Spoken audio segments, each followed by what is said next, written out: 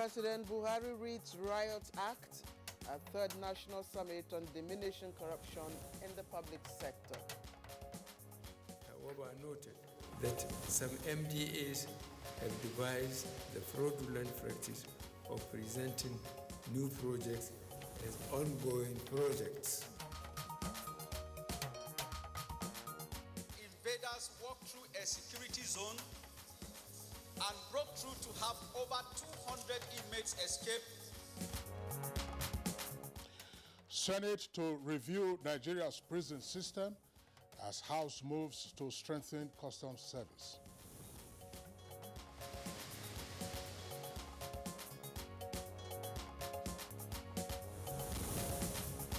And First Lady leads her staff on campaign against gender-based violence. Called on government, religious, and community leaders to adopt the culture of zero gender-based violence. On Good Morning Nigeria today, our focus is on irregular admission into tertiary institutions.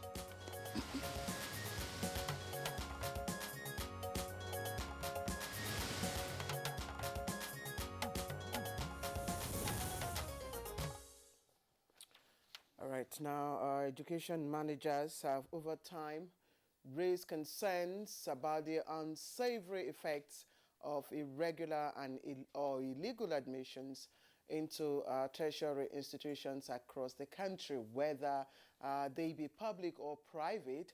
And of course, we can see the effects not just on the candidates or students, but also on the society at large. Today, again, there is a renewed outcry from the tertiary education regulatory body, JAMB. Indeed, at a stakeholders forum in Abuja last week, the Joint Admissions and Matriculation Board Registrar, Professor Ishaq Oloyede, decried that in spite of the constant warning against such conduct, that is irregular or illegal admission, Nigerian tertiary institutions offered a total of 706,189 illegal admissions across universities, polytechnics, colleges of education, and monotechnics. And this happened between 2017 and 2020. Now, to push this concern or the displeasure over this irregular admission, the JAMB registrar again reeled out the figures of 114 degree awarding institutions, including universities and colleges of education that are affiliated with it, which it says conducted more than 67,000 illegal or irregular admissions within the same period.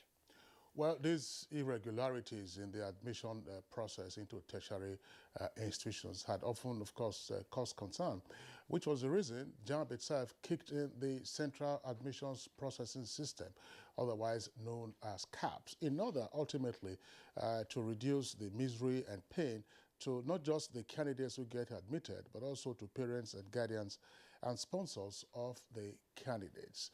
And this is why now it's a desire to further streamline the admission process and deal with the backlog, if you like, of irregular admissions. As we indicated a while ago, over 706,000 of such illegal admissions. Well, Kingsley, CAPS, again, the introduction of CAPS in 2017 was widely applauded, of course, by all, stakeholders, education stakeholders, as the right way to go. And of course, despite that, we still find, according to JAMB, irregular or illegal admission processes still going on in even universities that, are very credible. That's right. Prominent universities across the country, and you'll be shocked at the names of some of the institutions that have been mentioned in this practice. So Now, people are wondering why such practices are still going on, despite the measures that have been put in place, and of course, the fact that this is a national education policy. That's right, Claire. The issue of irregular admission, as we have indicated, is not one that is related solely to universities. Polytechnics are said to account for nearly 500,000 of the numbers that we just read out.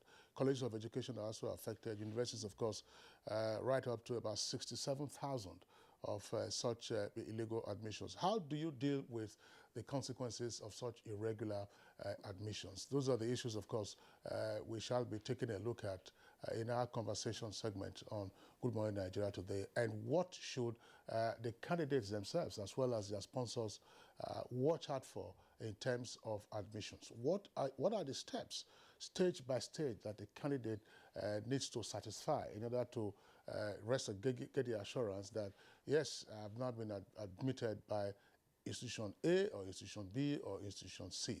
So that's our outlook this morning on Good Morning Nigeria. But also, skills for economic prosperity is the theme for this year's Industry Consultation 7.0. Industries and other employers of labor as key drivers for development certainly very important. So we get to talk with the organizers for this year's Outlook as our partners consult on delivering quality assurance of skills for today's ecosystem. It's on that note we'd like to welcome you to this edition of Good Morning Nigeria with our usual complimentary segments. I'm Kingsley Osadolo. And I'm Claire Adilabu Abdulrazak. There's so many questions to answer, so I advise you just sit back and get on with all our segments. You'll find each and every one of them your delight. All right, let's join our colleague in the newsroom, Comfort Amodo, who is looking fresh and Comfort, good morning.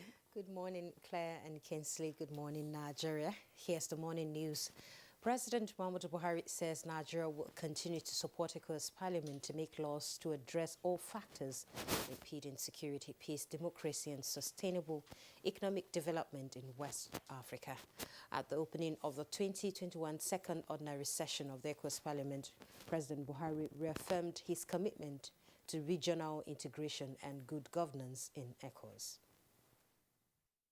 2021 second ordinary session is crucial to the realization of the institution's objectives by creating the opportunity for the intervention of parliamentarians. These interventions are citizen-driven, given the place of parliamentarians in governance arrangements. The visiting South African leader Cyril Ramaphosa was hosted in a private dinner by President Muhammadu Buhari in his official residence. President Ramaphosa is on a reciprocal state visit to Nigeria, having played host to the Nigerian leader in October 2019 in Pretoria. A dinner was put together by President Buhari to show appreciation to his South African counterpart for the renewed friendship between their countries, anchored on mutual respect, solidarity and understanding. Over the next 2 days, hope for a better future through a shared vision will be rekindled as Nigeria and South African recommit themselves to working as a united front towards confronting the numerous challenges bedeviling their countries and the continent. Foreign Affairs Minister Geoffrey Nyama described the visit by the South African leader to Nigeria as significant. Of the African continent and the importance of us coming closer, even closer together. We feel that this will not only be the interest of the two countries, but also of Africa. Any government official found undermining government projections, escalating the cost of governance, and denying Nigerian value for money through project duplication in the budget will be sanctioned. Severe punishment also awaits those conducting illegal recruitment, padding their personal payroll and retaining ghost workers in the service. President Muhammadu Buhari read the Riot Act at the 3rd National Summit on Diminishing Corruption in the Public Sector. Has, however, noted that some MDAs have devised the fraudulent practice of presenting new projects as ongoing projects. Necessary action and sanctions will continue against the heads of such errant MDAs. The federal government says it is partnering Nigerian Exchange Group to mobilize resources to drive its growth plan in a bid to speed up economic recovery. Vice President Yemi Osinbajo stated this at the Nigerian Exchange Group Capital Market Conference in Abuja. And that foreign investors are reassured of foreign exchange mechanisms and other regulations that will enable them to channel their resources in and take their resources out with the least possible constraints. President Muhammadu Buhari has expressed solidarity with Nigerian women as they observe 16 days of activism against gender-based violence. The president spoke while receiving commemorative items marking the event from the Minister of Women Affairs, Pauline Talon, describing women as the bedrock of the society and largely responsible for stabilizing the home front. President Buhari said his faith in the capability of Nigerian women remains steadfast, as exemplified by the key positions they occupy in government. The minister had briefed the president on various enlightenment activities of her ministry towards the international campaign. And the 16-day activism with the theme Orange the World and Violence Against Women Now started last week Thursday on the International Day for Elimination of Violence Against Women and will round off on December 10th to coincide with the World Human Rights Day.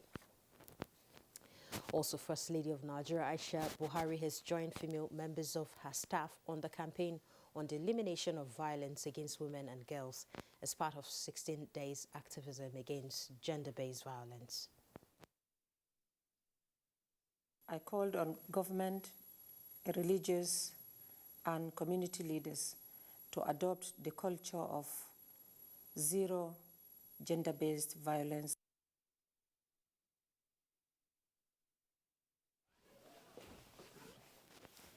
The Senate is to engage the Minister of Interior and the Attorney General of the Federation on the need to review Nigeria's correctional system, especially as regards to jailbreak, which has continued for some time now. This came to the fore when the legislators condemned the Just Medium Correctional Center jailbreak and called for reinforcement of physical protection at correctional centers. The invaders walked through a security zone and broke through to have over 200 inmates escape from the center. This called for our urgent intervention in terms of providing more personnel. The House of Representatives has commenced holistic amendment of the Nigerian Customs Service Management Act in view of its significance to the country's fiscal national policy development, and the bill seeks more revenue generation to fund critical projects for economic development. Now to health, where the Nigerian Center for Disease Control has confirmed 105 new cases of COVID-19 in some states of the Federation, and the states are Lagos with 43, the new cases, Gombe 21, FCT 16, Niger 10, River has 6, Plateau 5, Edo 2, while Bauchi and Kano states recorded a single case. Nigeria now has 214,218 confirmed cases of COVID-19, out of which 207,304 were treated and discharged, and the death toll at 2,977. And that concludes the news. Good Morning Nigeria continues in a moment. Do stay. Since coming into office in 2015, the Buhari administration has recorded unprecedented achievements in all sectors, especially in the provision of infrastructure, which is the key to economic growth. Never in the history of this country has any administration done so much with so little.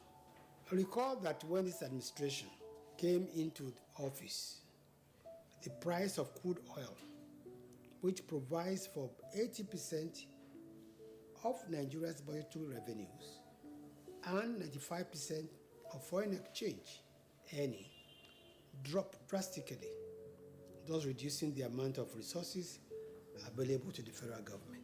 In spite of this, the administration has continued apace with massive infrastructure developments. This message is from the Federal Ministry of Information and Culture.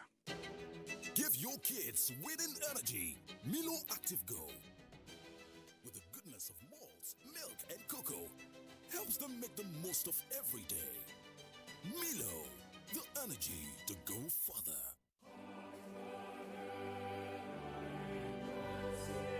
It's another season of Carols. Radio Nigeria, NTA, and Voice of Nigeria invite you to their annual service of 9 lessons and carols. Theme: Peace, Be Still. Come and enjoy the ministrations of Radio Nigeria, NTA, Voice of Nigeria, and other choirs. The message will be given by the Most Reverend Dr. Ignatius Kaigama, Archbishop, Catholic Archdiocese of Abuja. And lessons will be read by notable Nigerians. Chairman, Mr. Boss Mustafa, Secretary to the Government of the Federation. Special guest of honor, His Excellency Professor Yemi Osinbajo, Vice President, Federal Republic of Nigeria. Chief host, Alhaji Lai Mohammed, Minister of Information and Culture. Host, Directors General of FRCN, NTA, and Voice of Nigeria. Date, 5th of December 2021. Venue, National Christian Center, Abuja. Time, 3 p.m. prompt. The program will be broadcast live on Radio Nigeria, NTA, and Voice of Nigeria, including live streaming on Facebook. For advert placement, call Rate on 0803 451 2261, Lillian on 0803 314 4383, or Bibiana on 0909 965 1270. All COVID-19 protocols will be duly observed. Radio Nigeria, NTA, and Voice of Nigeria Service of 9 Lessons and Carols 2021. Supported by Vivid Sounds. Come, let's celebrate the newborn king.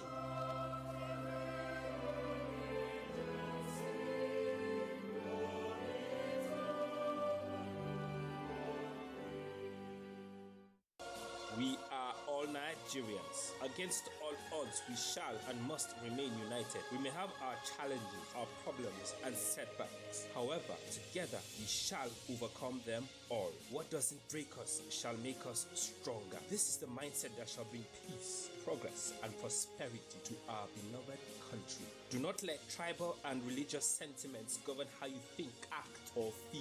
Don't be influenced by those who want to destroy our precious national unity. Everybody who is a Nigerian is your brother and your sister. This is the mindset of the new Nigeria. It is also the mindset that we must all adopt. Let us support each other in creating the Nigeria of our dreams. This message is from the Nigerian Television Authority, NTA.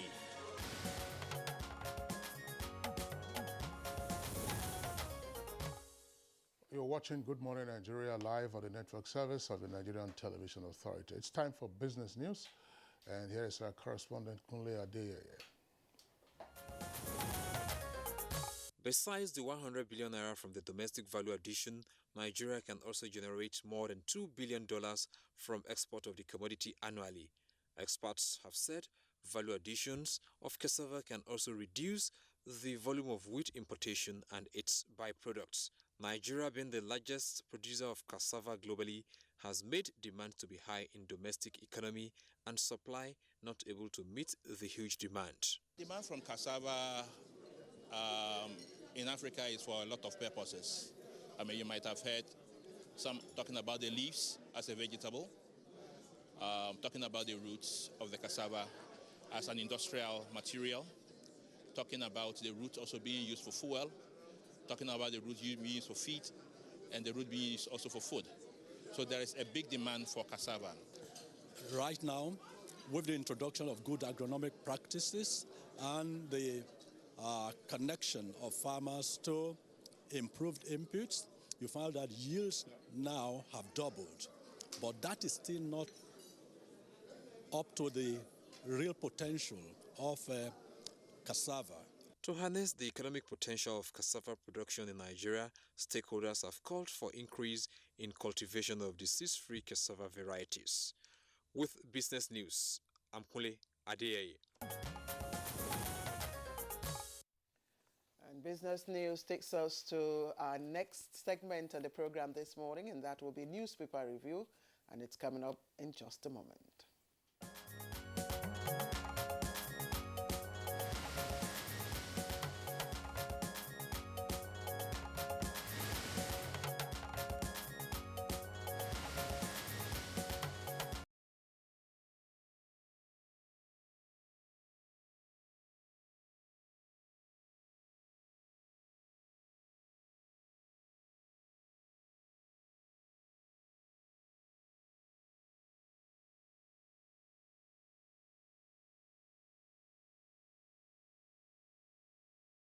Yes, Christmas is here. I can feel it. 24 days away. The carols are already ringing. I can smell it. Let's get on. That's right. Okay. It's the festive season, and we have both the Punch and the Nation newspapers for review this morning. Let's start with the Punch above the name flag. Mushroom growers seek inclusion in CBN program. $45.3 billion market. Mushroom growers seek inclusion in CBN program. $45.3 billion market. Petrol may sell above 340 naira per liter, and marketers plan imports amidst forex crisis. Retirees increased by 27%, collect 890 billion naira from governments and private sector. Retirees increased by 27%.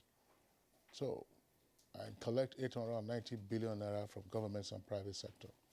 Illegal recruitment. Buhari vows sanctions. ICPC indicts Ngige Ministry and others. Ngige doesn't have a ministry. It's Ministry of Labor and Employment. It's not ICPC. It's not. Ngige doesn't own a ministry. All right, 2 earpieces there beside the name flag. 97 billion naira shares sale, not to exit Nigeria, says MTN. Dollar shortage. Foreign airlines stop ticket sale to Nigeria-bound travelers. Foreign airlines stop ticket sale to Nigeria-bound travelers. And Nigerian-bound travelers paying in naira wherever they are. I thought they should pay in hard currency wherever they are. Now, the lead story comes with a kicker. Compulsory vaccination. Workers demand March deadline. Throng centers. Federal government insists on December the 1st, which is today. Our letter for March extension we get to government today. It says ASCSN. We are not contemplating any extension after December 1 deadline. That's according to the PSC. Security operatives bar workers without face mask from government buildings. NDLEA destroys 50 billion naira drugs, arrests 10,355 traffickers. You can see the scene of the bonfire there in Abuja. NCOS, that is Nigeria Correctional Services, plans CCTV in Jos Prison as 17 fleeing inmates recaptured.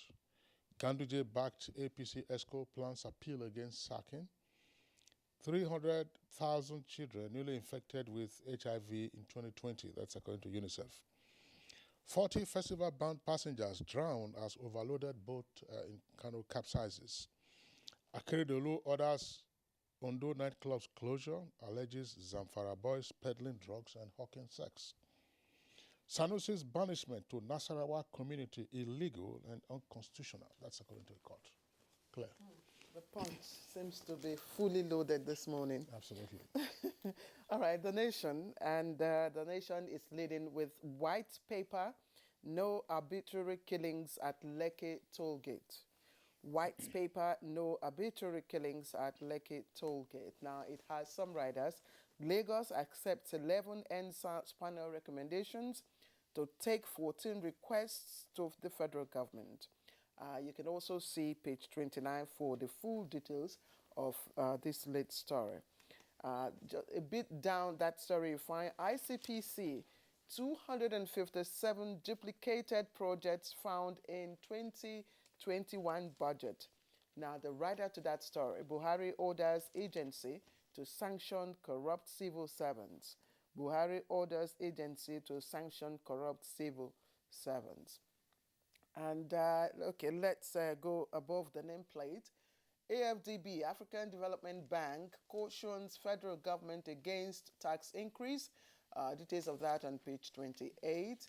INEC alleges plot by politicians to undermine BVAS application. INEC alleges plot by politicians to undermine BVAS application. And Zulum presents 267 billion naira budget to its state assembly. It's on page 27. That's the details of that. Also, there's a picture story of the Ogun State governor also presenting his next year's budget before members of a State House of Assembly in Abeokuta yesterday. It's just at the bottom of the paper, and there you have it. If you can just tilt a bit, all right. That's Governor of Ogun State, Dakbo Abiodun, laying next year's budget before members of the House of Assembly. Bayo, between the white paper, between the COVID-19 mandate, which takes off for civil servants today, and which is your pick? Let's start with today, December 1st, requiring visitors and public servants to present vaccination card or COVID text of validity of 72 hours to be admitted to office takes effect. However, the Association of Senior Civil Servants, ASCSN, has now demanded an extension to March 2022. However, the Secretary General Alade Lawal says that it is to enable all civil servants take the vaccination and avoid what he described as a stampede. The technical lead of the Presidential Steering Committee on COVID-19, Dr. Mukhtar Mohammed, is reported in the Punch to have said that there will be no extension for the deadline of 31st November that passed yesterday. So with effect from today, everybody must comply with that. And data published from the National Agency for Health indicate that 5,309 civil servants have been vaccinated between 28 November and 29 November. So there is a rush to meet the deadline. The other one is the white paper. Lagos State Government has released its white paper on the Judicial Panel on Police Brutality, submitted on 15th of November. Lagos State accepts 11 out of 32 recommendations.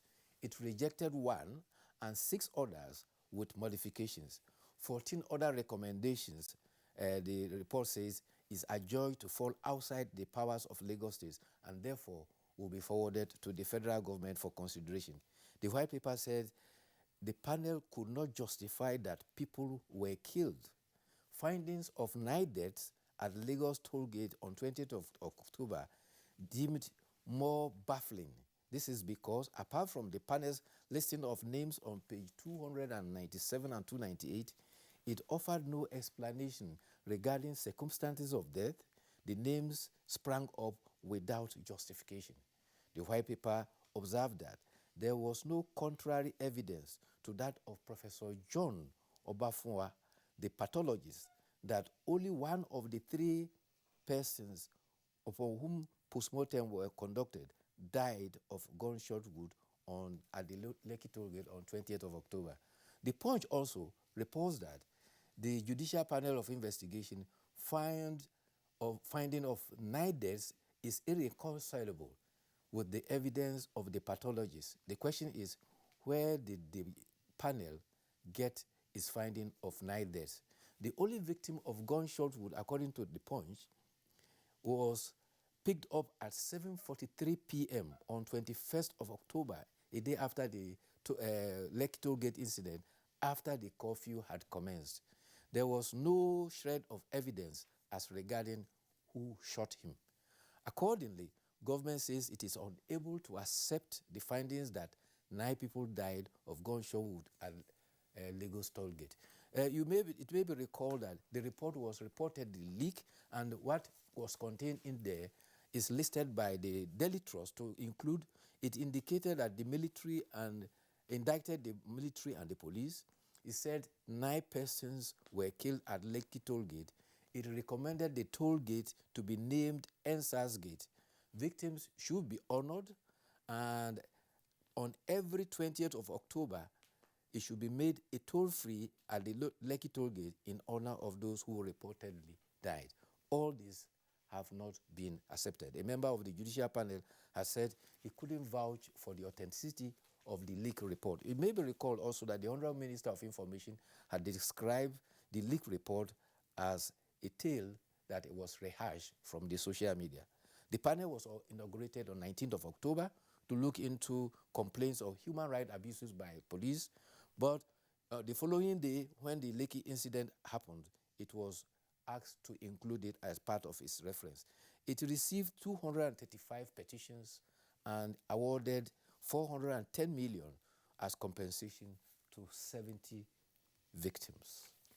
That is so far the brief about the Lekki toll gates and the NSAS and the Judicial Panel investigation report. I want to go back to the issue of the COVID-19 and to say that there's much more need for everyone to actually get vaccinated now. It's not a 100%, safety assurance anyway, but at least it protects you from the complications that, may be fatal if one does come down with COVID-19. But the concern now is that the new variant, Omicron, we understand that even the vaccines are less effective against it. So people are still advised to continue to wear their face masks and, of course, observe the non-pharmaceutical measures. And if you haven't had your shots, please go and get the shots. Yes, indeed, Claire, because most people who have fallen victim of COVID-19, especially the Delta variant and Omicron, the latest one, are mostly people who are unvaccinated. So if you are vaccinated, the tendency is that if you come by way of Delta or Omicron, the tendency is that it will not be as severe as it will be. So therefore, the vaccination does have a tempering effect. And it is very necessary for everybody to go. Yes, and people ask if that is the case, why should I get it? And my response is, it's as if you have your normal malaria, and you go for medication. Drugs are prescribed for you. You take them. It doesn't mean that you can come down with malaria again. The experts are still trying to determine the behavior of the latest variant and to see how it interacts with the vaccines that have been produced and have been administered, and to see what the consequences will be. And I'm sure that in the coming weeks we'll have a clearer picture of whether or not booster shots will be required for those who are already fully vaccinated in order to ensure better protection against the latest variant. But I think the most critical issue, in addition to urging people to get vaccinated, is the supply of the vaccines. The developed world that has been holding the vaccines is now seeing also the consequence of the mutation of the virus itself. So that's the issue. On the Lagos NSAS panel report and the white paper that has been issued, the simple question to just ask is, why was there such impatience in waiting for the white paper to be released? Why was there such impatience? And the president, when the U.S. Secretary of State visited Nigeria, did say that the federal government would allow the processes to be exhausted by the Lagos state government. And after the panel submitted this report, there was an alleged leakage. Where did that leakage come from? If there was indeed a leakage, then that was a breach of the rules of engagement by whoever leaked it. And I think it is important for the Lagos state government to find out the source of that leakage. It has nothing to do with freedom of speech. It has nothing to do with freedom of speech. You can see the kind of anxiety and misinformation and analysis and counter-analysis that it generated. You were in possession of a report that was tendered to government, and all they gave was an executive summary, if you like, of the highlights. And then the full report was leaked, and then people started behaving as though they were then the next authority to issue the white paper. The Lagos state government has already issued its white paper, accepted some recommendations, rejected one recommendation, and gave reasons for so rejecting. And then 14 recommendations that are beyond its authority says it will convey to the federal government. That is the way government processes are run. That's one. So the other point is, if you recall, when Sanusi was dethroned last year as Emir of Kano, and he was banished to some location in Nasarawa, I said here on Good Morning Nigeria that the issue of banishment was not, the issue of his dethronement wasn't one that we could interrogate. But the issue of banishment against the backdrop of the provisions of the 1999 Constitution couldn't stand, and the court has so held. And awarded 10 million naira damage against the state government. There's a story, I read the headline, it came from a summit yesterday, Claire, that there's some projects were duplicated in the 2021 budget. Yes. Worth about 20 billion, according to the ICPC chairman. Yes. The question to ask is, how did those projects get into the 2021 budget to result in the duplication? What did the National Assembly do? So that, assuming it came from the course of preparation, greater care has to be taken so that why not stampeding to meet the January to December deadline? You are having this kind of issues that the ICPC chairman raised. I'm sorry, we've taken enough time. So I'm very sorry. It's all right. Yes, it's all right. I will see you tomorrow. Tomorrow all right, this is Good Morning Nigeria. We'll be right back. The NOA, for example, has succeeded a great deal in sensitization during the pandemic. And we have found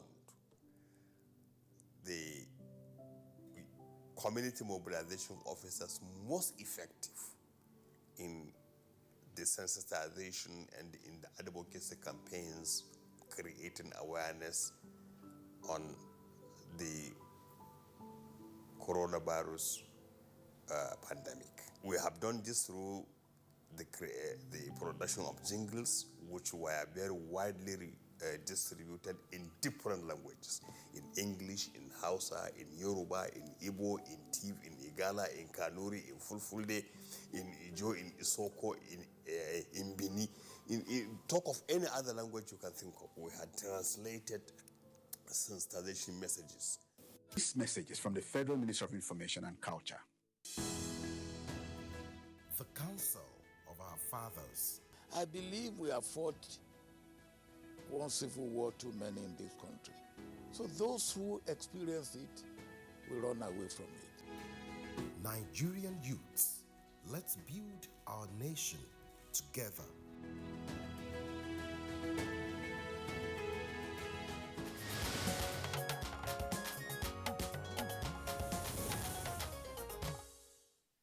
All right, you're welcome back. It's Good Morning Nigeria, live on the network service of the NTA. Earlier, we told you, of course, about our focus today, which is on irregular or illegal admissions into our tertiary institutions all over the country. And of course, the education regulatory body, the Joint Admissions and Matriculation Board Registrar, has raised concerns over this matter. That will form, of course, the cross of our conversation. But let's listen to a background report as put together by our correspondent Abdul Salam Jubril to set off our conversation.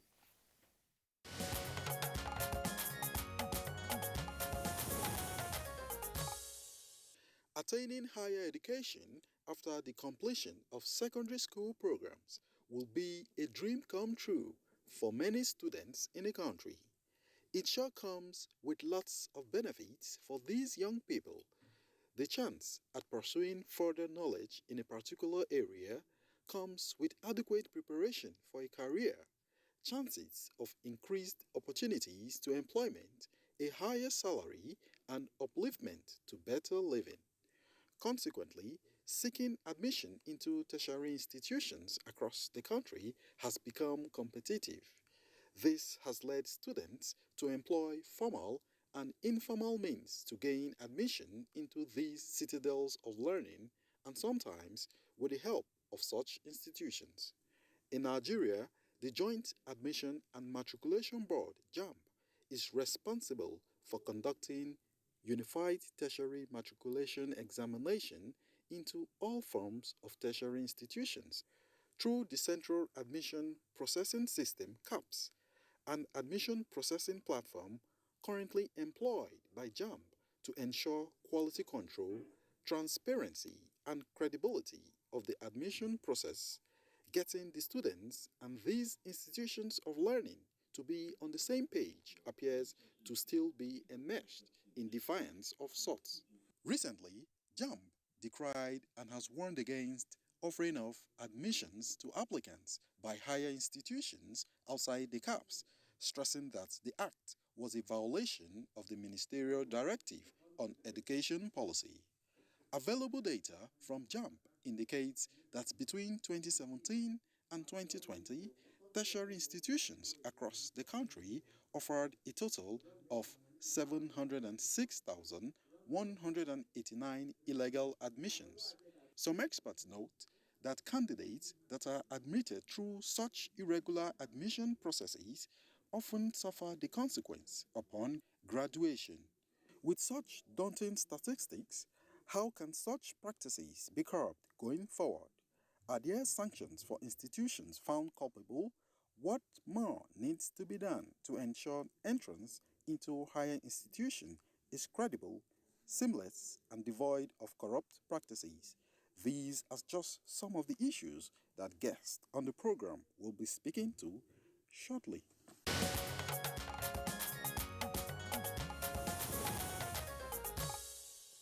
Thank you very much, Abdul Salam Jibril, for that background. Now, to discuss this subject matter, we have with us in the Abuja studios the Registrar of the Joint Admissions and Matriculation Board, Professor Ishaq Oloyede. Prof, pleasure to have you again on Good Morning Nigeria. Thank you very much. Okay. Thank you. Now, also joining this conversation via Zoom from Benin City, that's the capital of Edo State, is Professor Kingsley Omorogiwa. Professor Omorogiwa is chairman of the University Admissions Board at the University of Benin. Pleasure to have you with us this morning.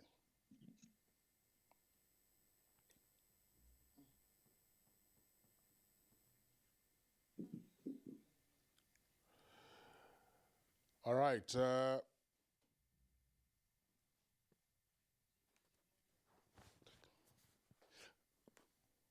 All right, Chinedu Babalola is a professor of pharmacy and vice chancellor, Christland University, Abeokuta, Ogun State. She joins us via Zoom, all the way from Abeokuta. Professor Babalola, thank you very much for joining us. Thank you very much. And also joining us via Zoom from, all right, we'll expect Professor Lukman Jimo from Kwara State University to join us also in the course of our conversation. All right, Claire, just to indicate, I mean, we're seeing on our screen just now, Professor Osifo. I'm not quite sure who that identifies, but what we have is Professor Omorogiwa, who is joining this conversation via Zoom. We couldn't get his audio a while ago. You can see him there on the right side of your screen. But assuming he's Professor Osifo, he will get to introduce himself much clearly. Well, you listened to the background report by our correspondent, Abdul Salam Jibril, and at the beginning of this conversation, we did also reference the fact that the Joint Admissions and Matriculations Board last week had a stakeholder engagement at which the board disclosed the enormity of the so-called irregular or illegal admissions, totaling some 706,000 across various tertiary institutions, beginning with the JAMB registrar. Prof, tell us, what is an irregular or illegal admission that we have accumulated over 700,000 over a 4-year period? Thank you very much. Illegal admission, irregular admission, improper admission, they have so many names and they are qualified for those names, are admissions made outside the laid down principles, agreed laid down principles. Apart from the law establishing each institution and the law establishing JAMB to coordinate, giving us the power to coordinate, that law makes clear that JAMB will do the admission in consultation with the institutions. In interpreting in consultation, we are not just assuming that we are doing it. We want to be seen also as doing it. We institute, the founding fathers of JAMB instituted what is called National Policy Meeting, which is normally chaired by the Honorable Minister in charge of education every year for us to collectively agree on proposals towards admission. And every year that is done, which means is as agreed by all of us, apart from the statutory responsibility given to JAMB. JAMB establishes a process and procedure which is national policy involving essentially the board, the Federal Ministry of Education, the Joint Admission and Matriculation Board, and the leadership of all the institutions. We agree every year. We table it one after the other. This is your road, this is my road, this is what we will do, how do we do, what's this called? At times, people even castigate us for over-democratizing, because they will be asking us, if you are in charge, why were you consulting, why were you giving? But even after agreeing to such things, any institution that does anything outside the agreed principle had committed a violation, which you can label illegal, improper, fraudulent, under the table. All the bad names are appropriate for such an act, because it's a violation of not only the law, but agreed procedure. That's what we call illegal admission. Let's dig in a little to understand the context, you know, yes. the rules that are breached. Yeah. You know, what are those rules? Yes. Thank you very much. We all agree that from before 2017, what we used to do, even before, prior to that time, earlier than that, there have been various ways. We had a period when we would do what we call faculty admission at JAMB. Every faculty, that's the faculty of arts all over the country, will gather somewhere. Social sciences elsewhere had been involved at that stage. And we will all do the admission to humanities. In Kaduna, they call this one humanity panel. They will call that one science panel, medicine panel. They will meet. But in such meeting, it was discovered then that somebody who had been admitted in the art panel may also be admitted in the social science panel, because of the fact that you cannot put a strict line. And then it was decided that what they would do is that there will be a panel based on institutions.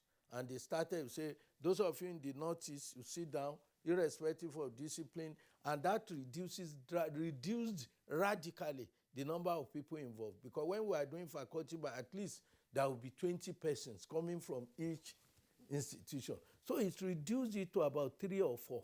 And these 4 people will go, you sit down, and you do the admission process. But we still found out that there are still duplication, because somebody who is admitted in an institution in Southwest has also been admitted one way or the other in another institution elsewhere. So what they call panel secretaries, when they return to JAMB, they will now sit down and be calling attention to such duplication and removing them.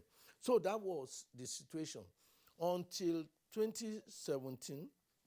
In 2017, we felt, look, there are even better ways of doing this. There were cases of people who were robbed on the way coming for admission because of carrying all these printouts, and robbers would think they were carrying money. And many people had been hurt by this. So what we did was to introduce a way of doing it, which we call CAPS, Central Admission Processing System. These CAPS entails, one of the values of CAPS is that nobody, no other person other than the admission officer, designated admission officer of an institution, can initiate admission. The issue of JAMB gave somebody admission letter. The process is you initiate the admission online by your own admission officer after convincing himself that the person had met all the laid down requirements set up determined by the proprietor of that institution, federal government, state government, and private institutions. So if you look at it, you recommend to your own head, vice chancellor, provost, or rector.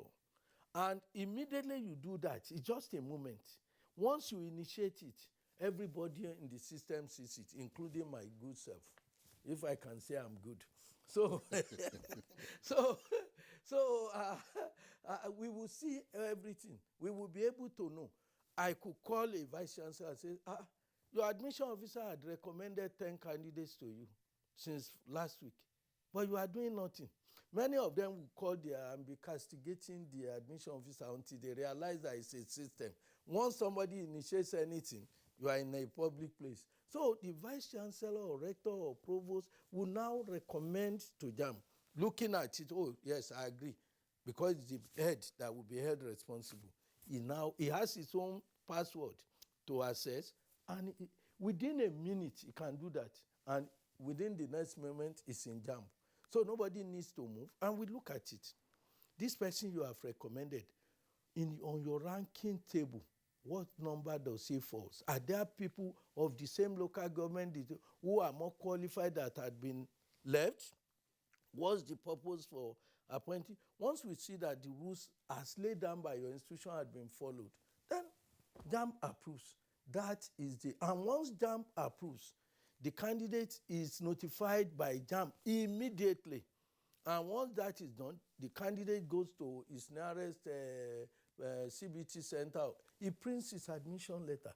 That looks so easy, and it is. So the irregularity or illegality is in not complying with... None, in some cases, none of those things were done. Even the candidate will not even take UTME, not to talk of scoring below.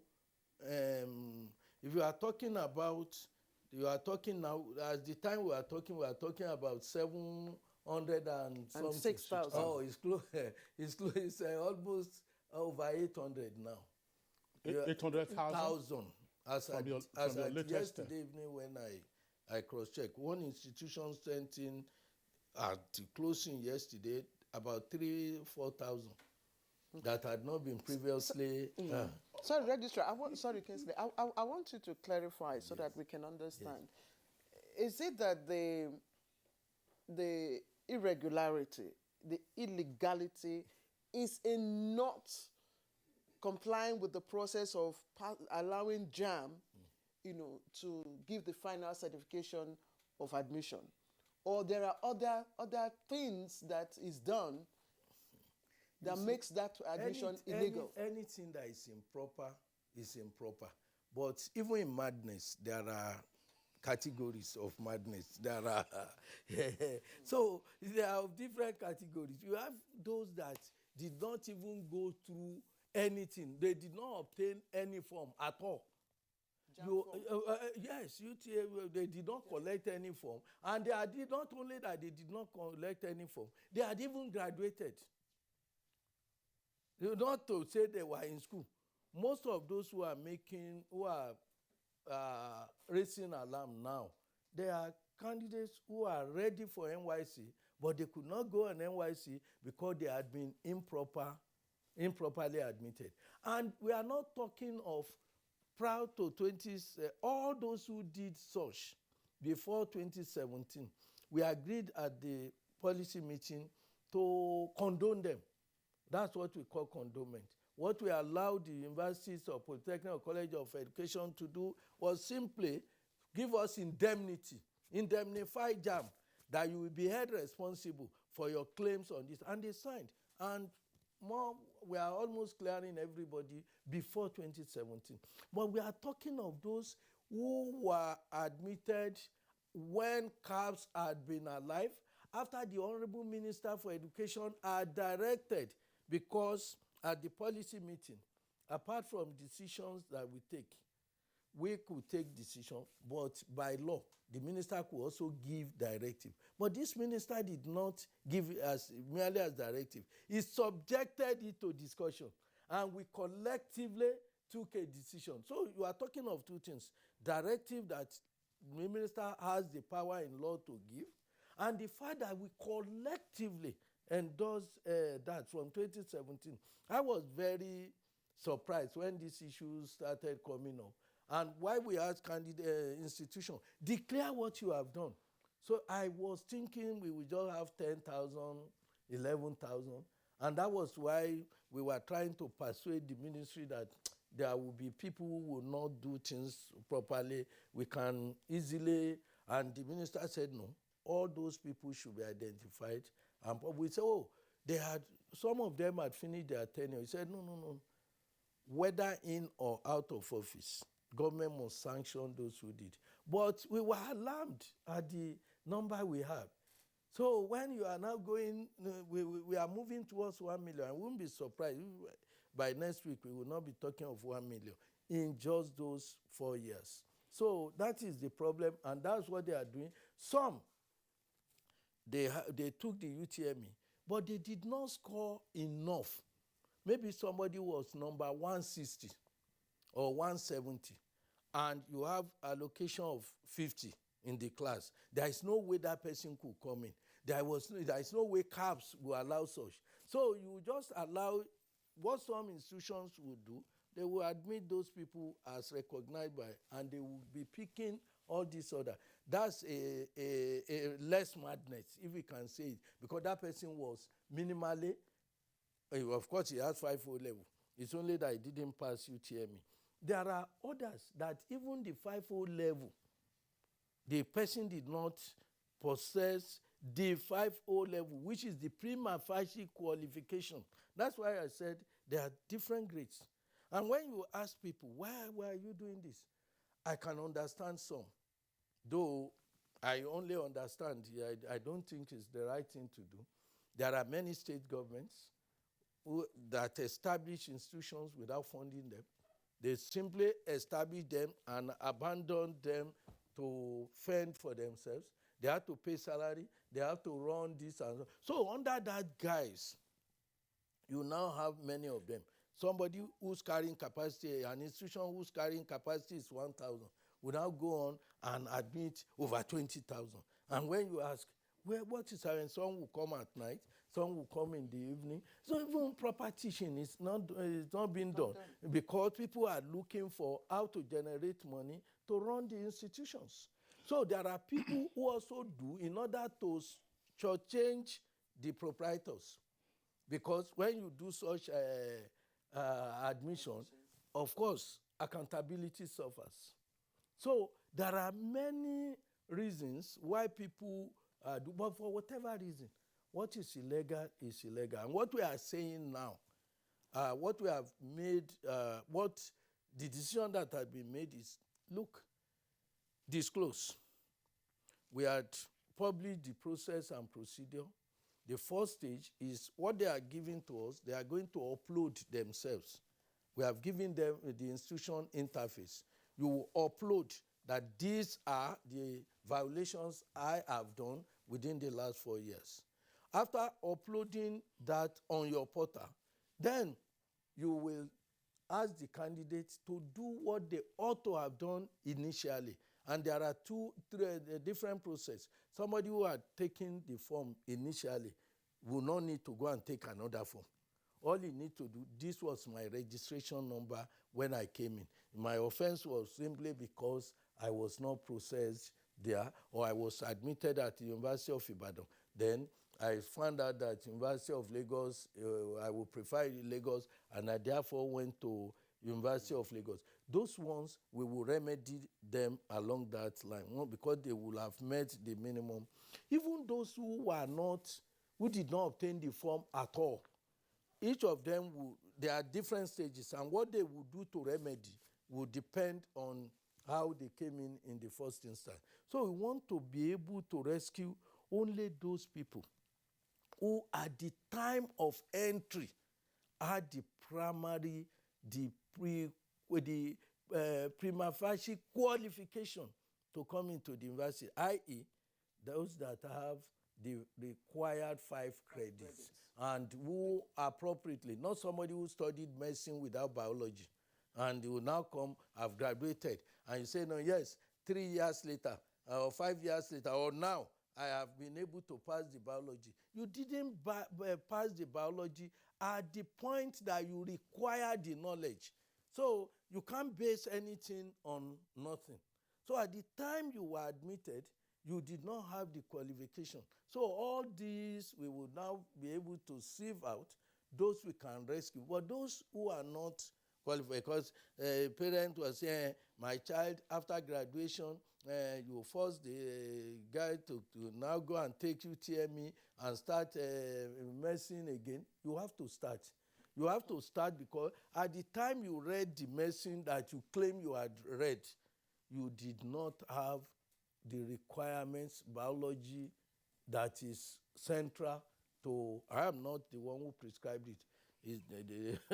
People say biology was necessary. If today you write and say biology is no longer necessary, mine is to implement it. I'm simply some of the Yorubas to say what concern Agbero with overload. My own is only just to invite customers and get the job done. You know, Professor Oloide, let's just remind our viewers that the JAMB Registrar, Professor Isaac Oloide, is the former Vice Chancellor of the University of Ilorin, and that the numbers that we're talking about earlier on were reporting 706,000. Now he's saying that as at last night, it's climbing to around about 800,000. Those 800,000 numbers do not relate all to universities. Polytechnics and colleges of education are also impacted. As at the time we got our last figures, nearly 500,000 were for polytechnics. But he will provide more insight into the disaggregated figures as the conversation rolls on. Let's bring in now our guest whom we earlier introduced via Zoom, Professor Kingsley Omorogiwa, Chairman of the University Admissions Board at the University of Benin. If it's there, Professor Omorogiwa. Yes, please. Good morning. All right, good morning. Nice to have you again on Good Morning Nigeria after a long while. I just want you listened, of course, to part of what Professor Oloide has disclosed and the genuine concerns that stakeholders have about what has been branded illegal or irregular admissions. How does all of this play out?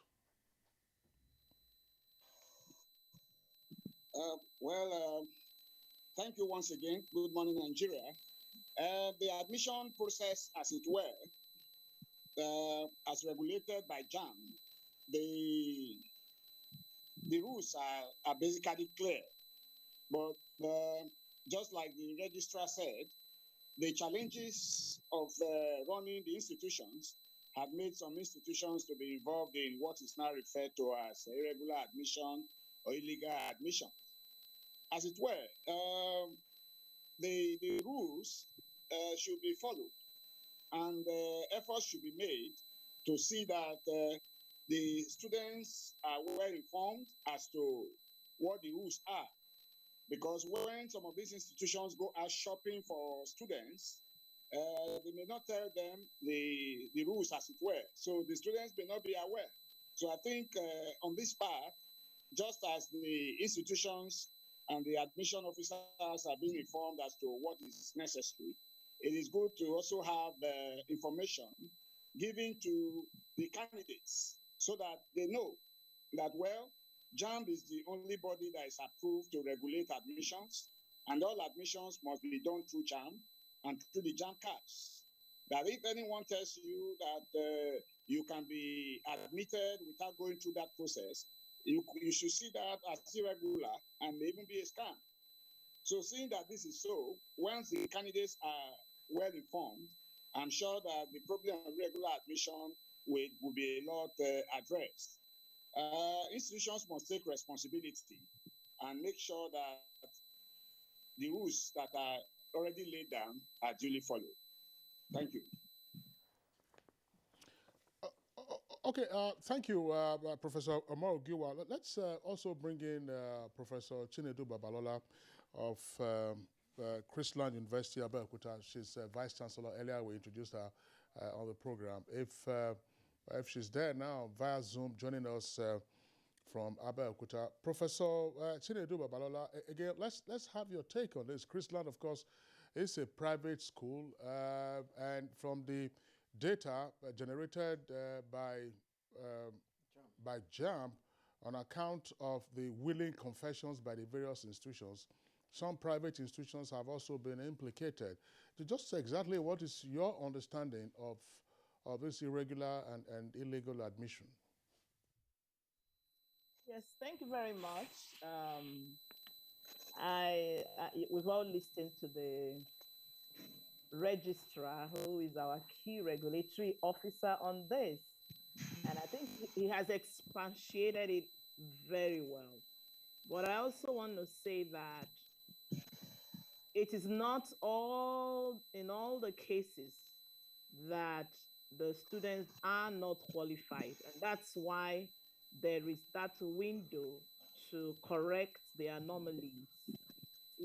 For me, I want to believe that in 2017, when the CAPS was introduced, it's possible that many people did not understand it or were not aware of the processes. So they fell into the trap. But for me, as an academic, as a vice chancellor, anyone that is admitted who does not have the requirement, that will be an illegal admission. But with the establishment of CAPS, I think that window to correct those that were admitted who did not follow that due process, howbeit they are qualified, they should be permitted and forgiven or given opportunity to graduate. And so from now on, the awareness will be so glaring with this publication. I'm sure nobody wants his or her name mentioned. And I want to say that with the introduction of CAPS, it has made life easy. That's digitizing and cleaning up and making admission process very transparent. And I would say that people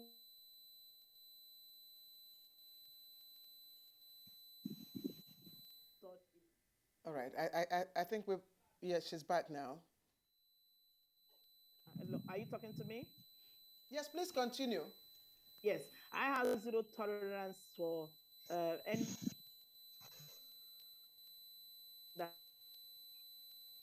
All right, Professor Chinedu Babalola is joining us via Zoom from Abeokuta. We hope to that the connection will be clearer when we return to her. But let's come back to the studio here where the registrar is.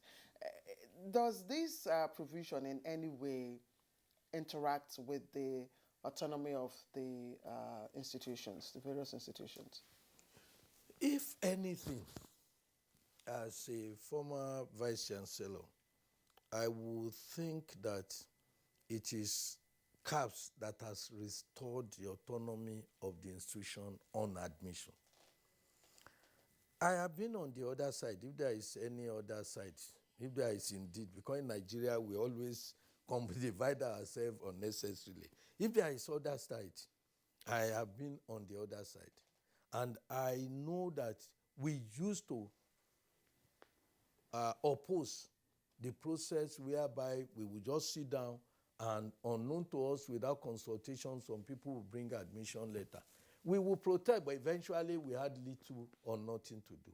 I couldn't have been on that side and be part of the protestants and get to this other side, if it can be so called, and then be perpetrating the same thing that I suffered. It will be satanic. So I also have reason of being part of the process for making sure that because there is nowhere in the world that no matter the process, no matter the procedure, that the institution does not have a say, a major say in how to admit. Any institution should be able to say, since 2017, there is one case of anybody admitted. If I, as a JAMB registrar, if I want, I need a favor, I need to be my child to be admitted, I must go to the admission officer of that institution. And not only that everything is blocked down, we still allow some discretionary power. We are conscious that there are sportsmen. Sportsmen, you want to attract them to your university. They may not be the highest scorer, but you must give the reason. This sportsman is a good goalkeeper, is number 160 on my list. And therefore, I'm picking him. That's why the father is number 160 and I'm picking 40. But you must document it. That's what people are running away from because it can be verified. You saw what happened in the US recently when many were jailed for use on admission process. But what did they do? What they did was to use some subterfuge to gain unnecessary advantage in the admission process. You know, in that case in the US, the students were not jailed though. The lecturers were not jailed. It's the parents who made the claim, and many of them prominent people, they were sent to jail. So on this admission process, what we are saying is that we allow people to, but you must document. I've always been giving this example of an institution in LASU, a particular course. We saw that here is number 1 to, in ranking, number 1 to 50 to study nursing. And the university simply recommended number 150 to be one of the 50. And we queried it, say no, this one cannot go because there are people from the same local government and so on. And the university put it there, that look, if you look at all of them, they are women. This is the first man. We don't want an all-women class. That is reasonable. Do you see? That some women are to be jumped in order to have an inclusive class. It will be there. But God willing, 100 years to come, the name of the vice chancellor will be there. The reason he gave will be there. Nobody can eliminate. But JAMB will then approve. If anybody asks us, why did you do that? Because we are moving to a stage now that we will connect our system with the anti-corruption agency's platform. That instead of coming to me that I'm due for admission, I'm not admitted, you simply report to the security. And since they have the interface, they check. And if it is so, they will call the person who nominated and the person who approved and say, look, this is a person who genuinely ought to be admitted. Why did you jump him? So it's not, we are even at the stage that we are still appealing to ourselves. By the time it becomes a criminal offense, like it was, like it happened in the US, then it will become another problem. But people are saying, don't let us wash our dirty linens. Why would you have dirty linens in the first instance? So I think, yes. So I think the best thing to do is for us to do the right thing and start to do the right thing so that people who we are supposed to guide will not begin to guide us. Okay. All right, Professor Lloyd, thank you very much. Let's return to the other two guests, still with us via Zoom, the prof from University of Benin, Professor Amorogiwa.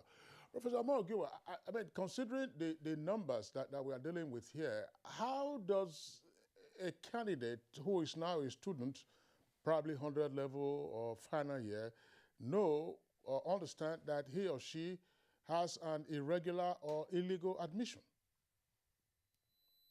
Yeah, first, the issue of irregular admission, the candidates who are being offered this admission may be aware that it's irregular, but because the institution have assured them that they will take care of it, then they are at peace.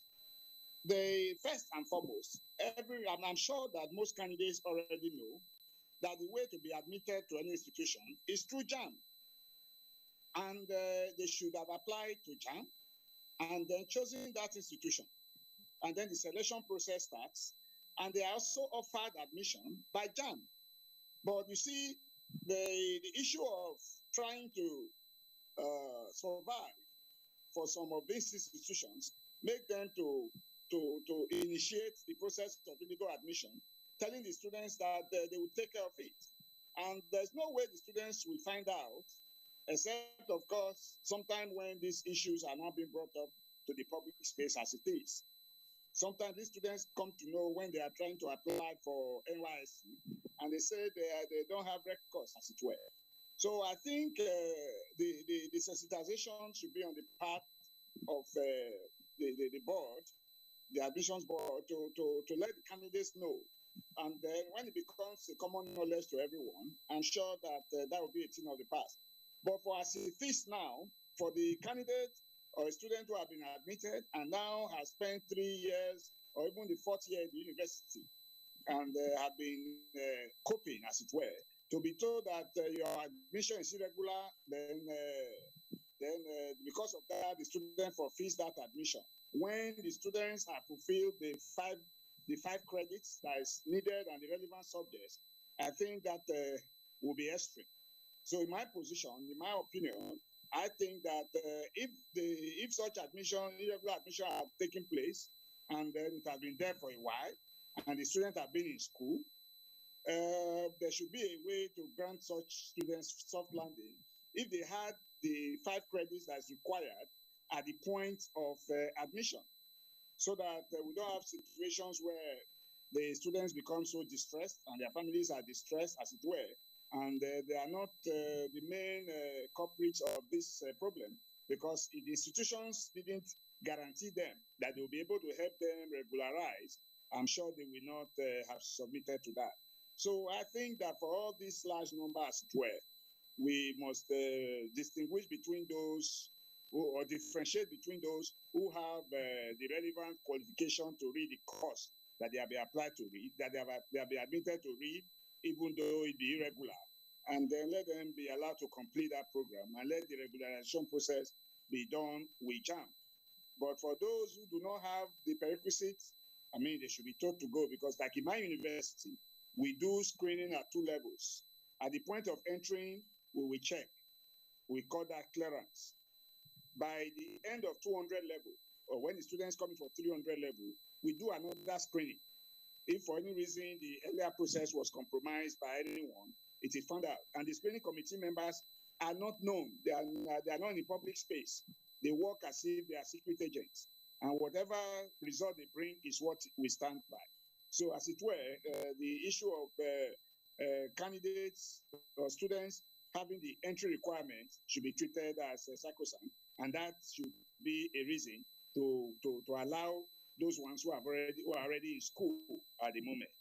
So I think that is the way forward. That we can't send all of them away, knowing that they are not the people who admitted themselves into those institutions. The institutions should, whatever efforts that will be made to ensure that institutions do not continue with this. Let there be a deadline that says, well, for all these ones that are backlogged, we give this condition of those who are qualified, we allow them in, and then JAM regularizes them. But thereafter, let it be known that anyone who does that, the knowledge is not in the public domain. And I think with that, this issue can be addressed and done away with. Thank you very much. All right. Thank you, Professor Omoro Giwa, of course, Chairman, University Admissions Board, University of Benin. Thank you. I know that the registrar will want to say 1 or 2 things, but registrar, let me just put you on hold and also go back to Professor Chinedu Babalola. Professor Chinedu Babalola, is your university one of the born-agains with regards to this issue of admission? And if not, give us an idea of how, what your admission process is like. Yes, thank you very much. I hope you can hear me now. Yes, our university is changing. We had very few students affected by this irregularity, and all of them were qualified. We've not admitted anyone that is not qualified. The only time that happened, the admission didn't go through anyway. So the few that are affected will be able to effect the corrections. But right now, I can tell you that 95% of all the students who've admitted right now, they've been cleared and have their JAMB admission in the university. So for me, like I said, we have zero tolerance for anything that is not quality or anything that is illegal. I want to believe that those few cases, howbeit they are all qualified, happened because of maybe a lack of awareness on both sides. For instance, I assumed office as a vice chancellor in 2017.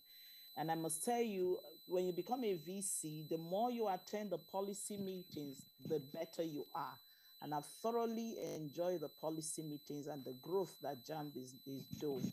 But I think a lot has to do with awareness for students, for parents, for everybody. But now that it's been digitized, I think it's even impossible for you to cheat.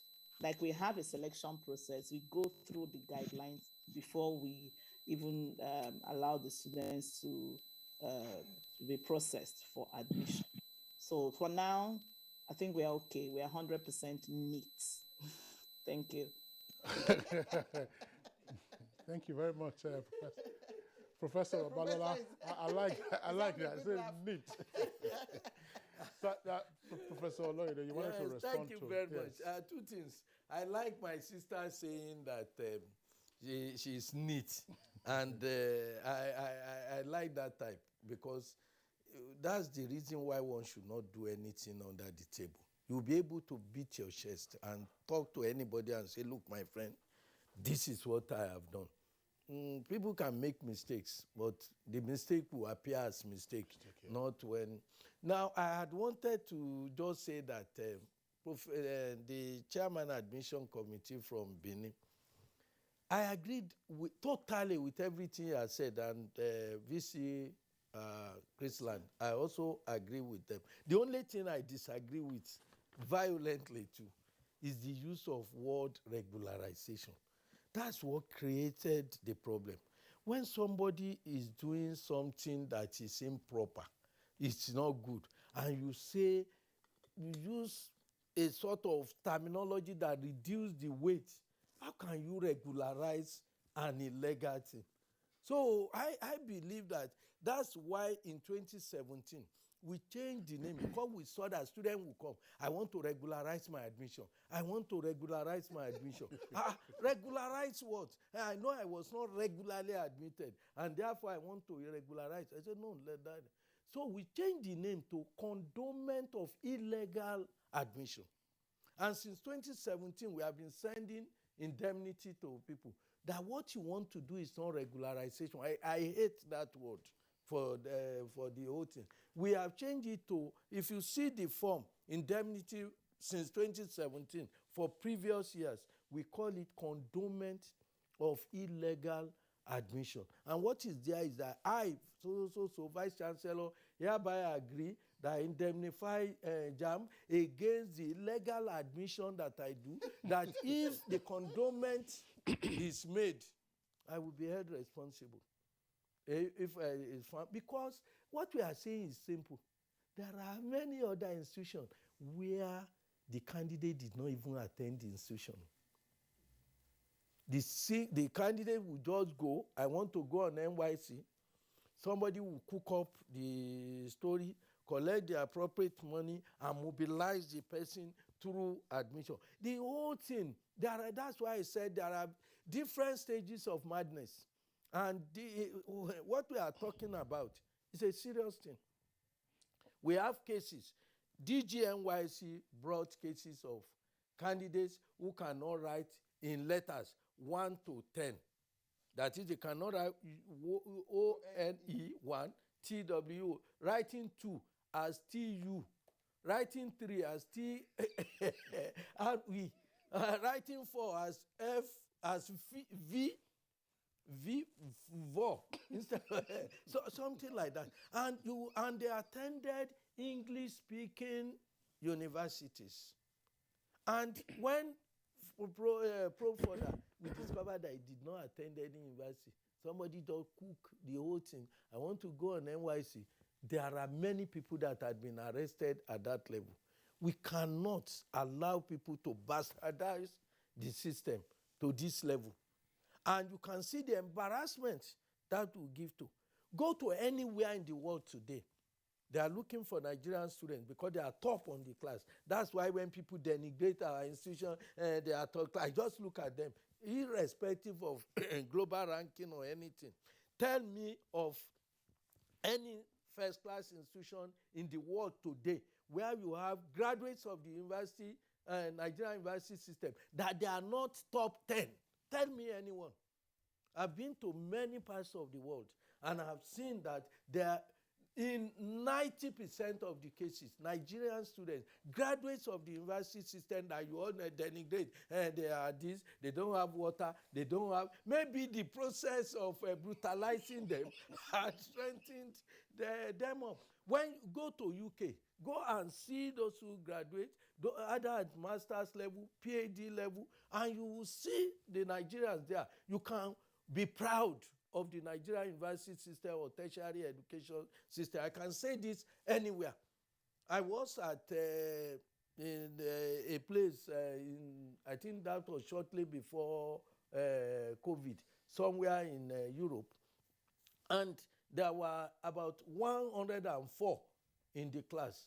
There were 3 Nigerians, and the 3 Nigerian, one is the best in the class, was the best.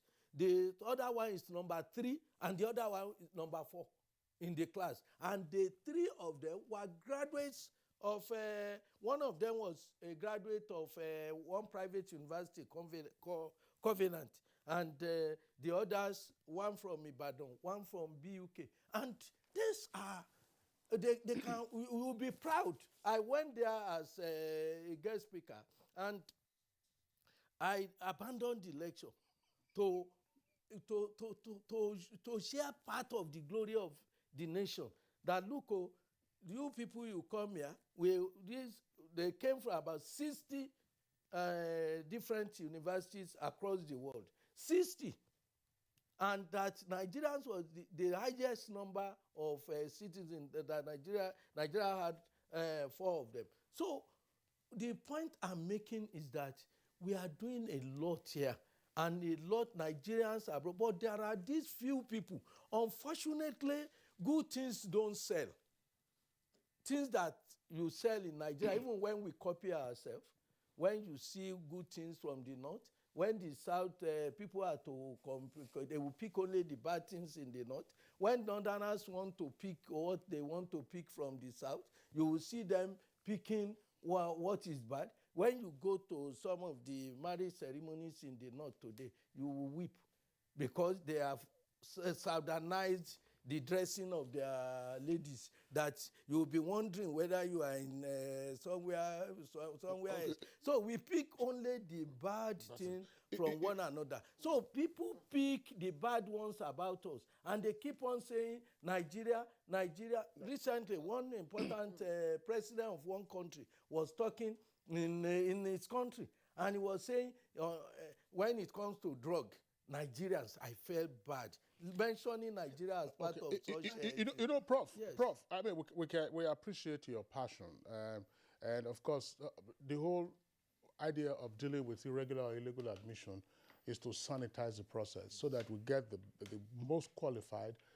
persons to get into our tertiary institutions. But there are still some knotty issues that we need to clarify, because I know that JAMB has also spoken about some of the practices.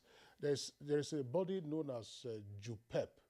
That's Joint Universities Preliminary Examinations Board.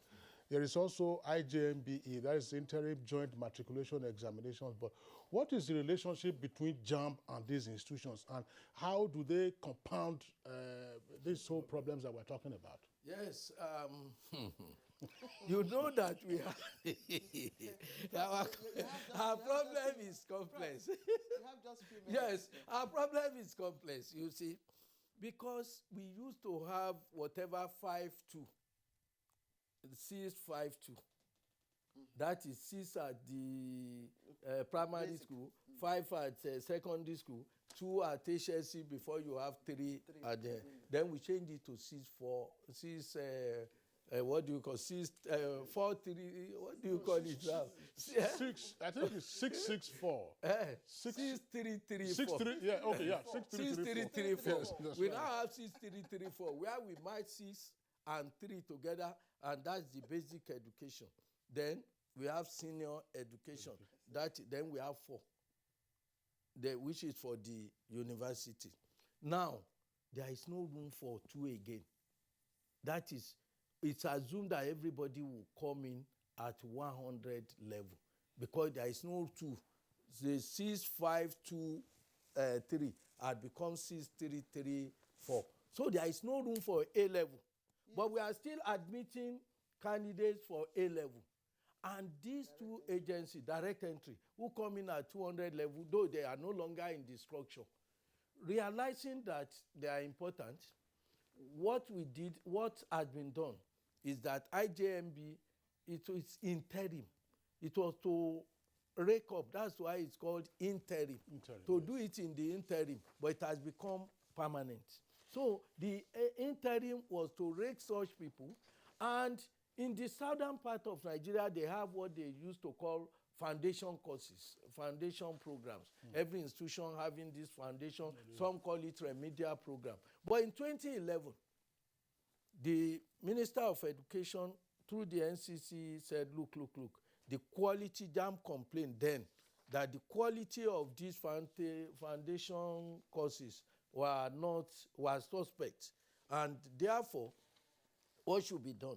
What should be done is let's put them together. Instead of each institution conducting foundation courses, and UNILAG was asked to coordinate them, the foundation courses in the southern part of Nigeria. That's generally speaking. It's not so. It's not that compartmentalized or not. For instance, University of Ilorin offers IJMB, also offers JUPEB.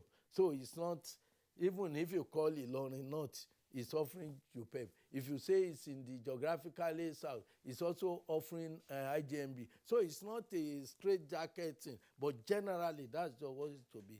But what is in the involvement of, in each case, JAMB had been asked at the statutorily, right from the establishment of IJMB, JAMB moderates the question, appoint moderator for the exam, moderate the question, moderate the marking of the grades and the results.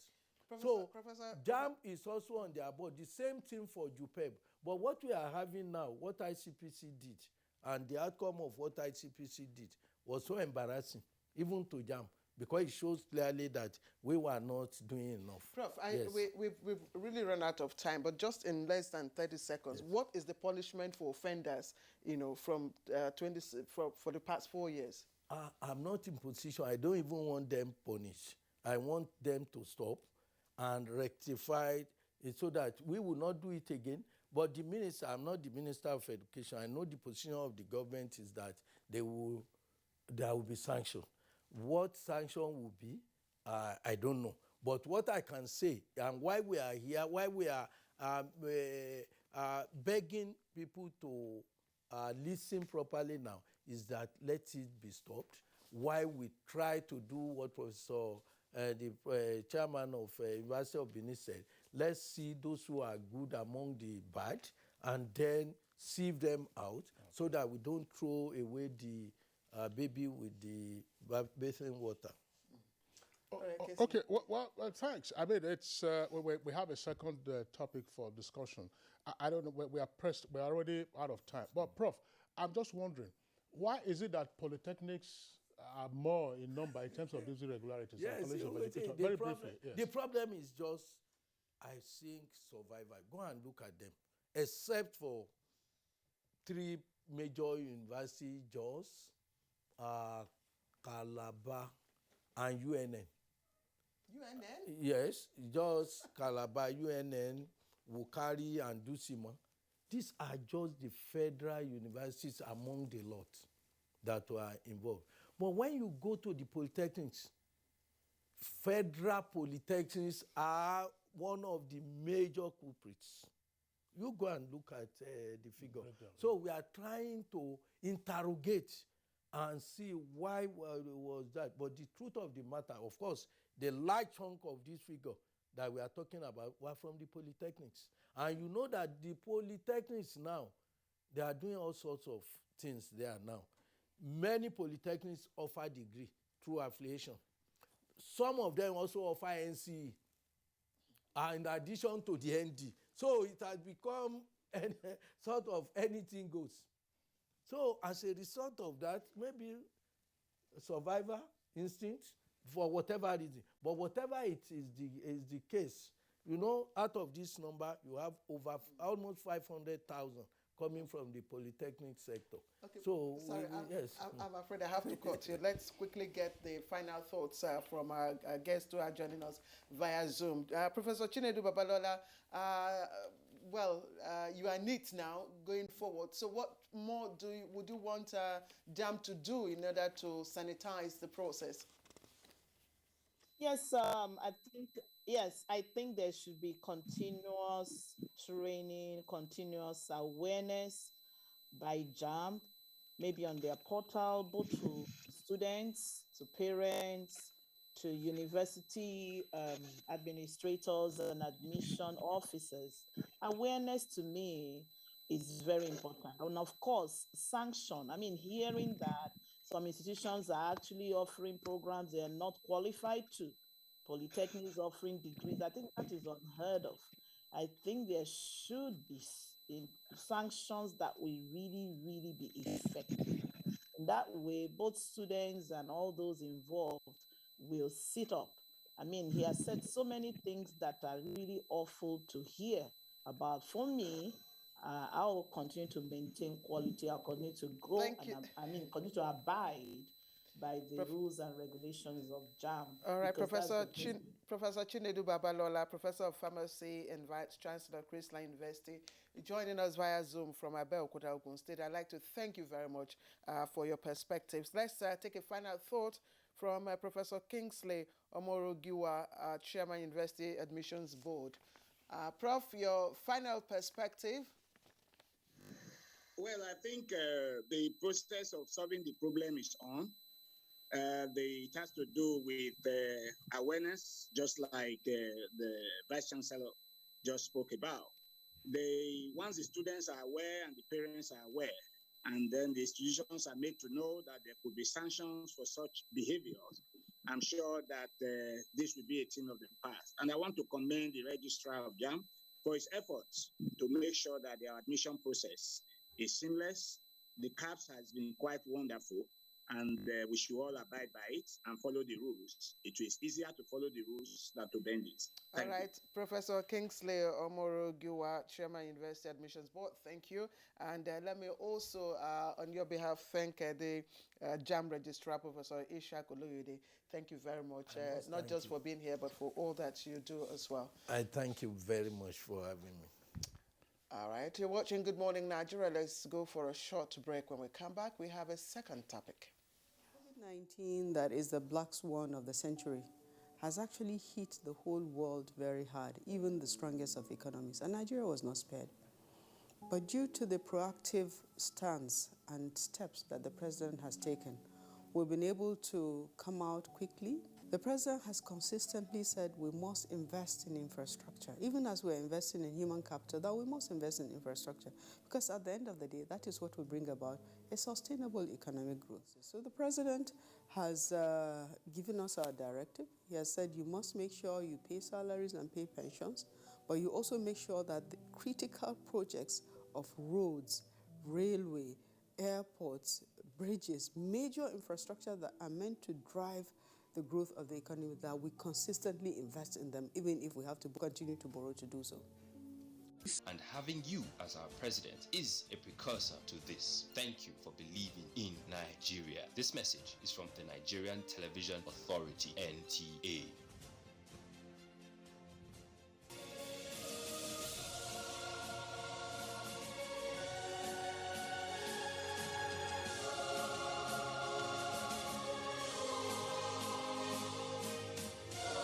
We are all Nigerians. Against all odds, we shall and must remain united. We may have our challenges, our problems, and setbacks. However, together we shall overcome them all. What doesn't break us shall make us stronger. This is the mindset that shall bring peace, progress, and prosperity to our beloved country. Do not let tribal and religious sentiments govern how you think, act, or feel.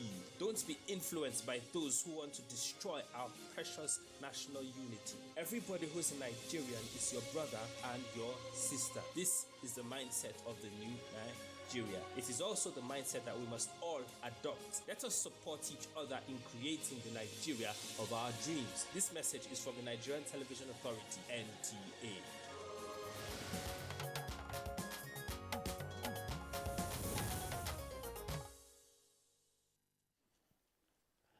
You're watching Good Morning Nigeria live on the network service of the Nigerian Television Authority. Now, the National Board for Technical Education, NBTE, in partnership with other stakeholders, has been organizing industry consultation across the country. And this is on how to deliver quality assurance of skills training.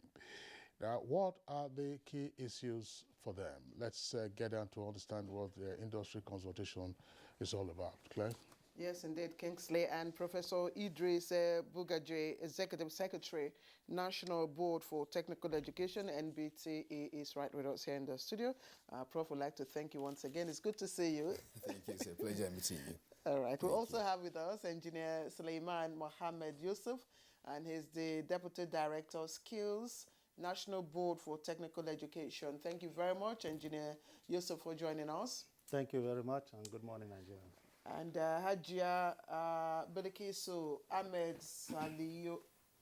Salijo, I hope I got that correct, is the Director, NBTE Liaison Office here in Abuja. Hajia, thank you very much for joining us. Thank you very much for receiving us. All right, let's begin with Professor Idris Bugaje, or Bugaje. What's the correct inflection? Bugaje, yeah. Yes. What is the industry consultation process? What is it all about? Well, the industry consultation is a very important event annually. We bring all the stakeholders from the industry on board so that we sit together and discuss the issues of skills development, the skill gaps that are in the country, and measures that we need to take to fill those gaps. At the moment, there are so many challenges in skills in the country, and that's why this one is very critical, especially with the several infrastructural interventions of the federal government. You see, the AKK gas pipeline, the Mambila hydroelectric power plant, the railway expansion. These are major infrastructure projects which no government has done for a very long time. Unfortunately, there are several skill gaps in those areas. We may end up importing skilled labor to deliver them if care is not taken. So that's why we have brought the industry, we have brought all other stakeholders on board so that we can now discuss and find a way out. How do we speed up skills training and proper certification acceptable globally so that we can be able to get Nigerian youth involved in the delivery of these infrastructural projects. All right. You just talked about an aspect, where we have skills deficiency. Yes. Nationally, what is the skills gap? Where do we have the most skills gap? Well, in all areas there are skill gaps in this country. Welding, for example, you require 5,000 welders, certified welders, and pipe fitters for the AKK gas pipeline. When we did the last count, we could only count them in a few hundreds, which means if care is not taken, the Chinese will be bringing over 4,000 skilled welders to deliver that project. And this is what we don't want. We have so many youth, some of them with degrees, some of them with HND, but without the requisite skill certification. And that's why the MBT is now bringing all these stakeholders so that we can mobilize all resources to give them skills training. Because the system that we have in this country is deficient in terms of skills. And there is need for us, as an emergency, to do something immediately so that we can now embed skills in our conventional training, as well as provide skill certification for those specific areas that the economy needs very badly. Do we have the manpower to do that? We have the manpower, we have the requisite manpower, but they require some level of training. Secondly, we require some resources in order to deliver those trainings. And there is need for us to get government and industry on the same, page. Otherwise, everybody will be taking different directions to meet those gaps. I was just wondering, Professor Idris Bugaje, you say we'll have a huge gap in skills. What has been the impact, if any, of the various skill acquisition programs we hear about? You hear that after some time, when they graduate, they give them startup packs. So what has been the impact? Those are political events, most of them, generally political. They just organize training to mobilize and get the NTA and other media to give coverage. Not NTA. Sorry, sir, okay. To get media to give them the coverage. But in reality, the certificate they earn cannot be tendered anywhere, not in Nigeria, not overseas. Countries across the world are now using skills as a foreign exchange earner. At the moment, I am giving the figure, 2019, Bangladesh exported 2.5 million skilled construction workers to Saudi Arabia. Every construction site in Saudi Arabia, the skilled manpower are from Bangladesh. And I've said it, Nigeria is closer to Saudi Arabia. Why didn't we jump on those opportunities? At the moment, our construction industry, even though they are trying to meet up the gaps, but we import POPs from Benin and Togo. Finishing, tilers, the best are from Francophone West Africa because they have a better skills training program. This has been neglected in Nigeria for a very long time. And this is what we are saying, let the government, let the industry wake up to these challenges. Okay, well, thanks, Professor. Engineer Suleiman Yusuf, all of this speaks to the quality of our technical education. How does this industry consultation advance that? Thank you very much. It will definitely advance this technical education forward because it's the industry now that will define the expectations or what we call the national occupational standard that will be used for the training at these technical colleges.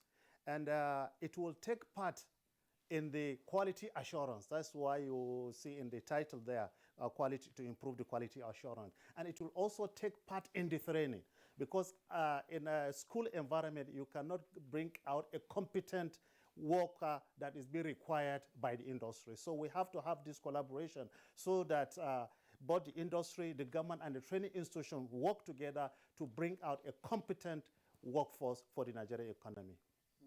Okay, so let me ask my question to Ajia Belekisa Ahmed Salhijo. And the theme for this year is hinged on economic prosperity, skills for economic prosperity. I want you to address it from the point of view of gender. Gender, too. We are trying. Even yesterday, we had workshop with the French people on agricultural inputs for women. So we had it yesterday. We talked they want to empower women in agriculture so that women will have something to do, so that they will benefit themselves. So like we are trying, gender-wise. Yeah. Are you going to have in this consultation, what is the representation of women? That's what.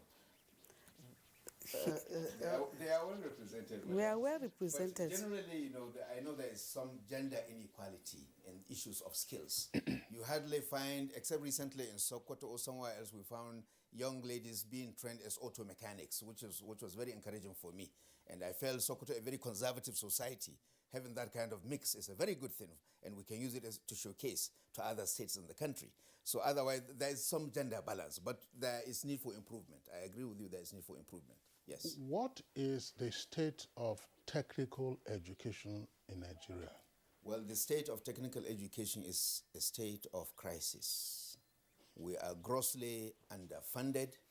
We are being looked down upon as compared people, even parents prefer their children to go for degrees.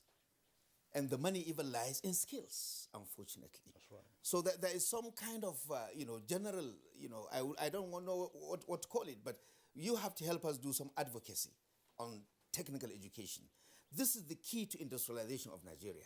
Without Nigerian youth being mobilized, being engaged into these sectors, all these projects will be delivered by foreign skilled labor. After delivery, they will be there to maintain them. Nigeria is the largest economy in Africa. And it will be a shame for us that we don't have requisite, skilled manpower in the country. We have to bring imported from Asia. Others are doing it in the reverse order. If you go to Morocco and see the kind of programs they have on skills, very amazing.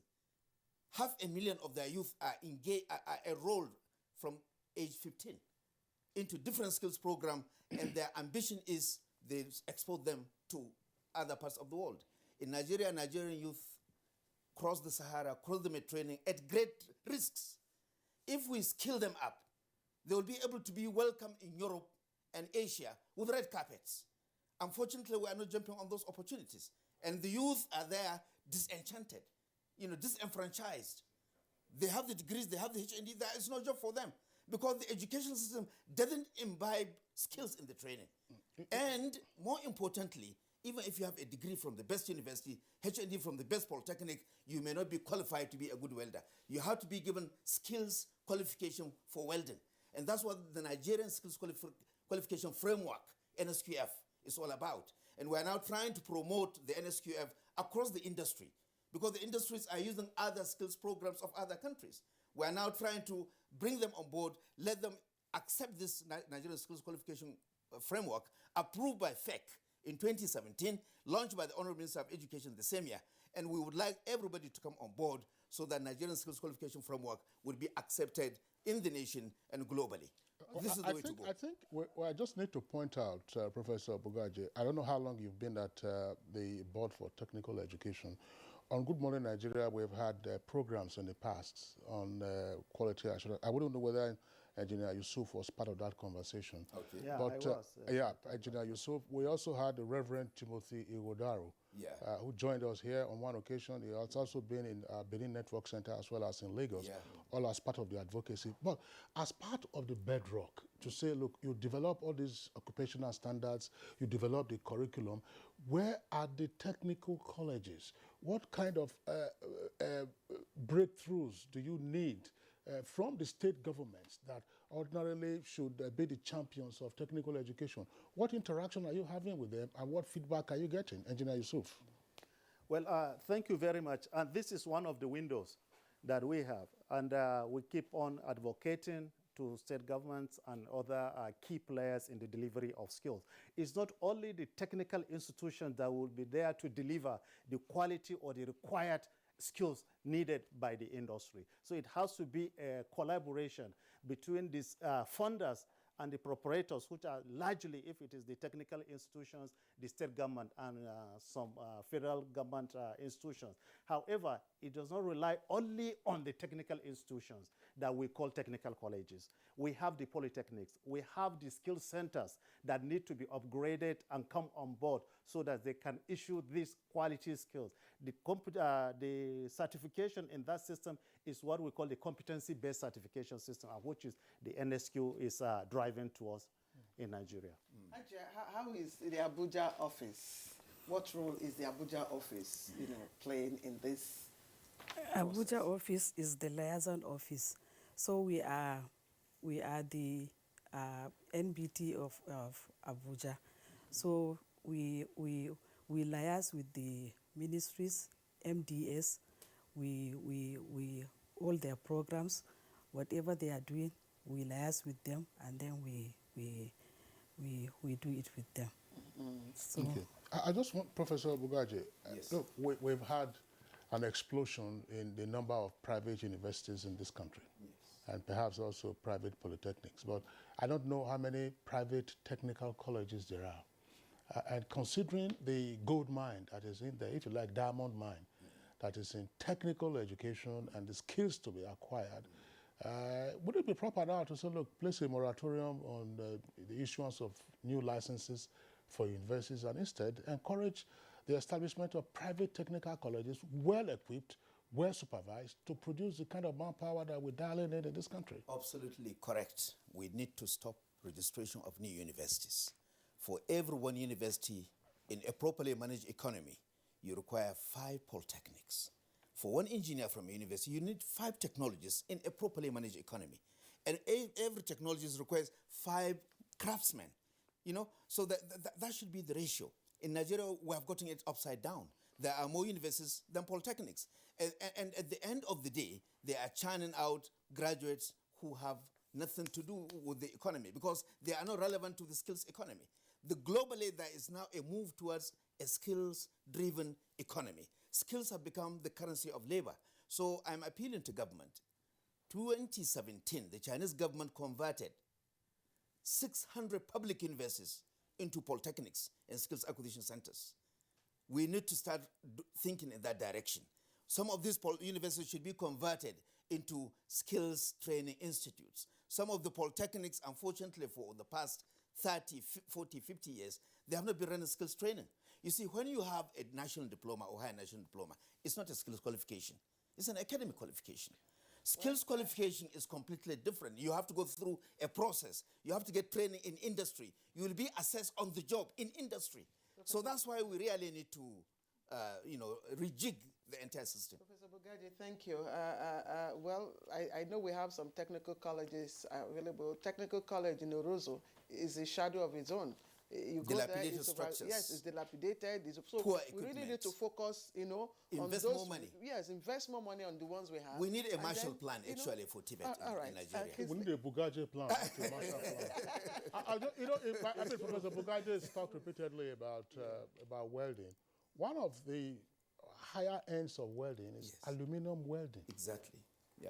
Aluminum. If you have a skill in aluminum welding, the amount you'll be earning will be over and above what all of us in the studios here are taking, including Claire, by the way. I mean, she's a cash madam. But yes, sir. All right. Thank you so much. On that note, we'd like to appreciate all three guests for being with us. You've raised very pertinent issues within a short time.